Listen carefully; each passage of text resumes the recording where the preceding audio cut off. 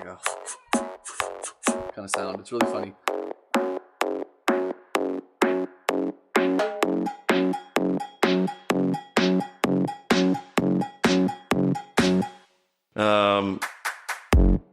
Good morning, YouTube. Welcome to the Reptile Barn. We're getting a little behind on our vlogs, so today I wanted to do a big update. Just several things that are going on here at the Reptile Barn. First thing, show you the incubator. Got 3 clutches in there now. We've showed at least 1 or 2 of them, but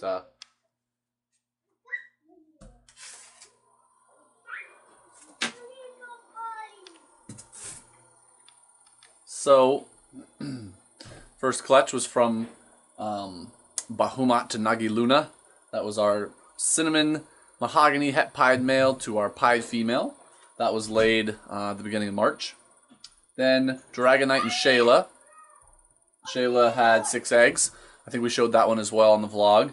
That's a banana cinnamon and a banana green pastel. That was laid March 21st, sorry. And then the clutch we just had yesterday was from Dragonite and Molly.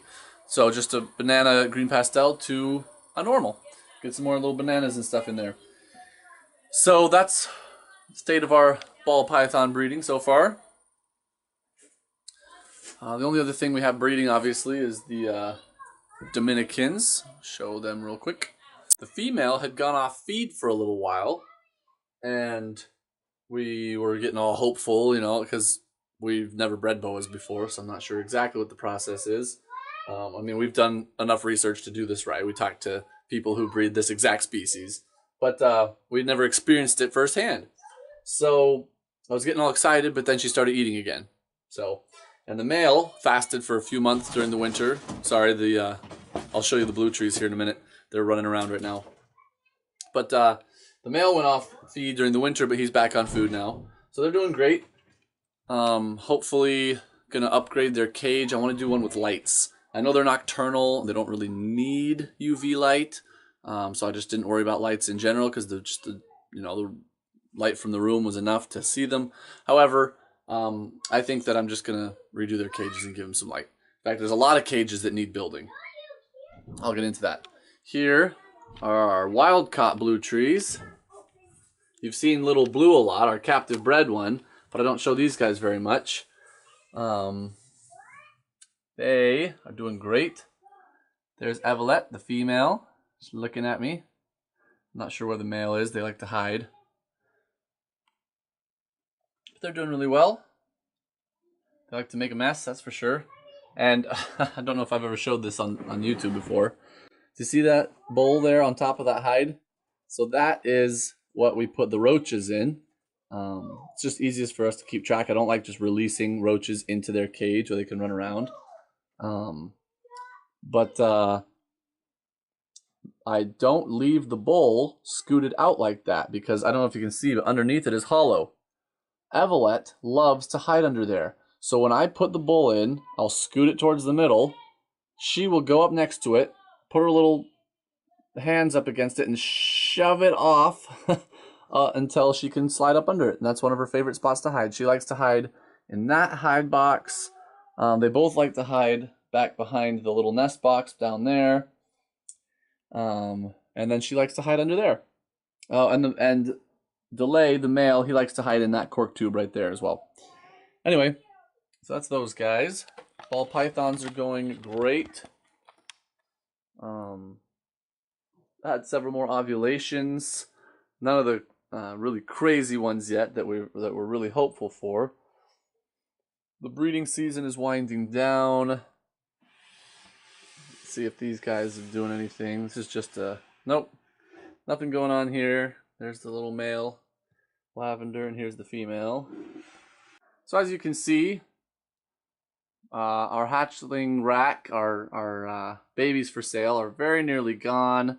Very sad about that, but hopefully we'll start getting some new babies soon, hatching out of their eggs. And we'll fill these back up. These are all just empty tubs right now. Empty slots, empty tubs. A couple of animals on hold, waiting to ship, and then a very few left for sale. My very favorite one left of animals for sale is this girl right here. This, as some of you know, is a spider desert ghost. The light's kind of glaring off her scales right now. Let me try and get in a better spot so you can kind of see her color. That's all right. She definitely has a bright stripe down her back. I just love in this combo that classic desert ghost coloration, the creamy, real pale, yellowy colors. Just love it. And then, of course, the spider pattern. This is a female. She's for sale. Very cool snake. I love this combination. She's in a nice little ball right now. If I were to hold her for a few more minutes, she'd probably stretch out again, but I won't mess with her too much. But yeah, so this is one of the last snakes we've got left for sale. We've produced 6 or 7 of these, I'd say, in the past. We kept a few and the rest sold. This is the last one. So if you like desert ghosts, this is the last visual we've got. The indigos are doing fantastic. I know a little while ago I was worried about them. For those of you who didn't see, I overfed them. As they're growing, you know, I figured I needed to increase the amount of food I was giving them, but I increased it too much and they both regurgitated on me and I was very stressed out. Thank you to all of you who gave me some support and encouragement. These guys are another, oops, sorry lid, another one that needs a cage upgrade. So the breeder told me that for young ones, you know, hatchlings to about a year old, maybe a year and a half, he actually did not recommend huge cages. He said it's not necessary because they hide so much. They're just a little bit more cautious as babies. But he said once they are adults or even sub-adults, to give them as much space as you possibly can, and they will reward you. They'll use that space. Let me pull her out. Sorry, she's in shed, so she's just kind of hiding, but I'm going to pull her out just for a second. So this is the female. This is Ursula. Sorry, she's in shed. You can't see her very good. But just beautiful snakes, Eastern Indigos. She's putting on a little size. Very happy with her growth. And the regurgitation thing, they're totally recovered. I gave them a couple weeks, and then I gave them a tiny meal. They ate it no problem, passed it no problem, and they're back on a more of a normal diet now. So they're doing great, totally healthy and safe. So now I'm getting ready. They're old enough now. I want to give them nice big, you know, more display type enclosures. They're just so awesome looking. They're the only colubrids in my whole collection. Definitely want to show them off. And she's in shed. I probably should have pulled out the other one, but I always pull out the male, so I figured I'd pull her out instead. Couple of things I've learned about these guys since I got them. They are very vocal snakes. They're huffy. It's not you know, a long protracted hiss like some snakes will give. It's almost more of an excited huffing sound. Whenever I feed them, they make that sound like crazy. It's like a kind of sound. It's really funny. They're definitely movers. They like to cruise. She's not really going crazy right now because she's in shed and she's not really, you know, scared or anything either. But she's definitely grown. She's probably doubled in size since I got her. The male seems to be growing a little more slowly, which is fine. I mean, neither one of them, we were not trying to pound the food into either one of them. And I've pulled back a little bit since they regurgitated. But yeah, so this is my girl Ursula. Sorry about the lighting and that she's in shed, but I just wanted to give a quick update on these guys. They're doing great. I'll probably spray down her bedding here, so just to help her with her shed. But yeah, that's an Eastern Indigo snake.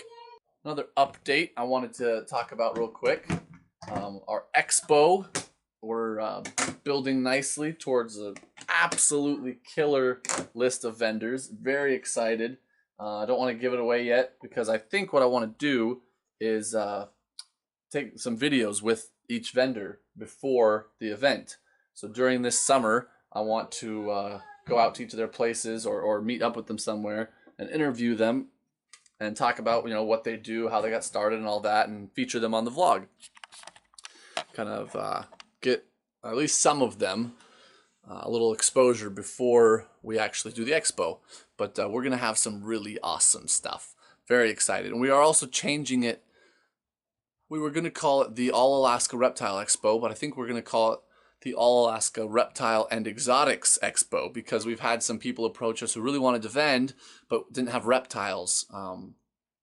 So we won't do any, you know, no cats and dogs, no things like that. But we've got some really cool stuff coming up. So I don't want to give it away, but the expo is coming along nicely. For those of you who don't know, we have booked a venue for August 31st of this year.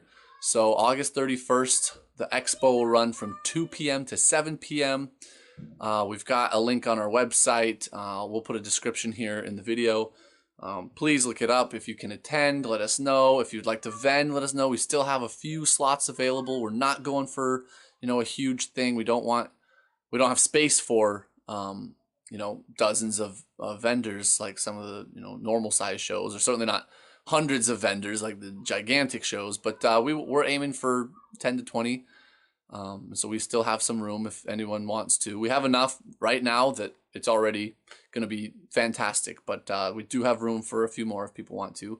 One of my favorite things about doing this is I keep discovering breeders that I didn't know existed up here in Alaska.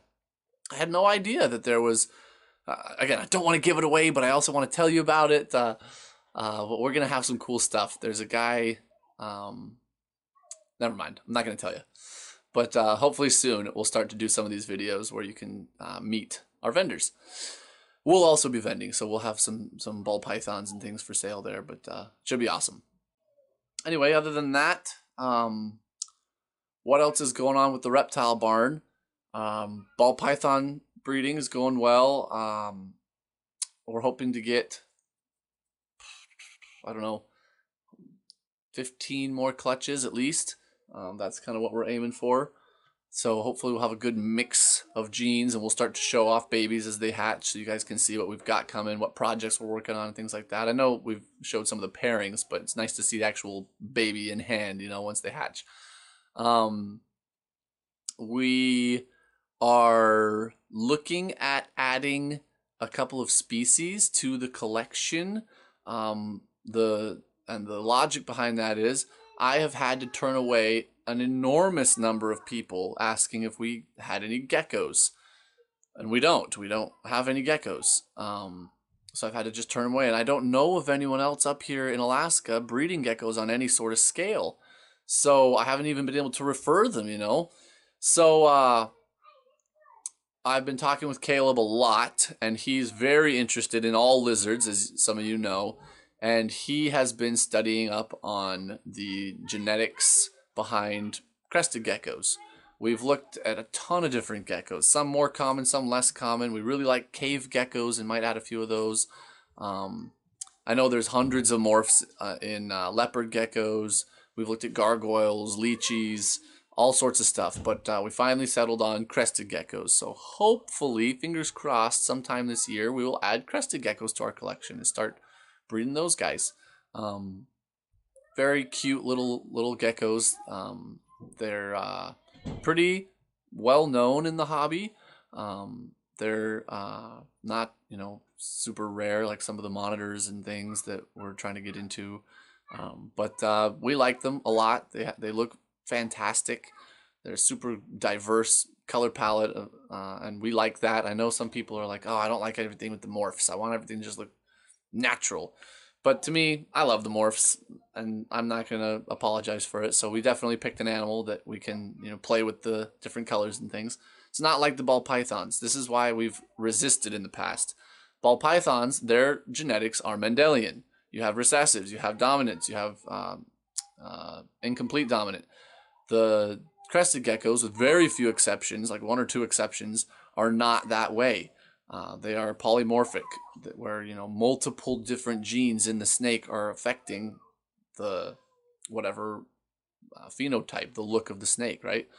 So you can't just say, well, we'll put this one to this one, and 25% are going to be this, 25% are going to be this, or all of them are going to be this. That doesn't exist with crested geckos. It's you're line breeding. You're trying to, increase a certain feature of your animal. So I've kind of resisted doing this because it's a whole new world of research trying to figure out how it all works. But Caleb's been kind of spearheading it, so I think it's going to happen. He's been pretty excited about it. Anyway, so for those of you, especially those locals who have asked about geckos before, we should hopefully start to have some geckos soon. That is the plan anyway. Anyway, that is the state of the reptile barn currently. I hope you enjoyed this little update video. We'll be back soon with more videos on our different playlists as far as the exploring genetics and the customer information videos and things like that. But yeah, thank you for all the support. We appreciate it enormously. Thank you for all the comments and everything else. And until next time, we're the Reptile Barn.